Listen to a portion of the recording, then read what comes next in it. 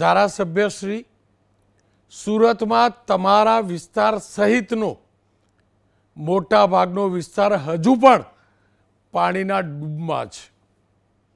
આ સ્થિતિ માટે જવાબદાર કોણ?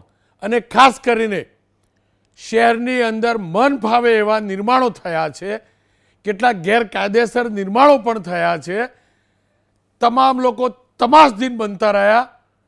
તમને નથી લાગતું પાણીના નૈસર્ગિક રસ્તા જે રીતે રોક્યા છે તે આ પૂર માટે જવાબદાર છે? આ માનવ સર્જિત પૂર છે? આ માણસોનું પાપ છે? આપણી વાત એકદમ સાચી છે રોનકભાઈ. અત્યારે તો સુરત શહેરમાં ગઈકાલે એટલે કે 7મી તારીખે લગભગ 18 ઇંચથી 20 ઇંચ સુધી વરસાદ પડ્યો છે. પરંતુ ગયા વર્ષે એક જ દિવસમાં 7 ઇંચ વરસાદ સુરત શહેરમાં પડ્યો હતો.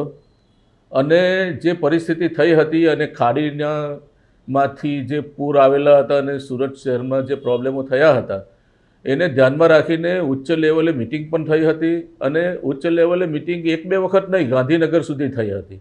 અને કેટલાક નિર્ણયો લેવામાં આવેલા છે અને એ નિર્ણયના આધારે અહીંયા કામગીરી પણ ચાલી રહી છે. પરંતુ ગઈકાલે જે પરિસ્થિતિ થઈ એ પરિસ્થિતિમાં આખા ગુજરાત રાજ્ય સહિત સુરત શહેરની અંદર 18 ઇંચ વરસાદ એક જ દિવસમાં તૂટી પડવાને લીધે જે કંઈક પરિસ્થિતિ બની છે એ પરિસ્થિતિમાંથી સુરત શહેરમાં બહાર આવવા માટે અમે તંત્રની સાથે રહીને, પછી કોર્પોરેશનનું તંત્ર હોય કે સરકારી તંત્ર હોય એની સાથે રહીને કામગીરી ગઈકાલે રાતથી અને ગઈકાલથી અમારી આ કામગીરી ચાલુ છે.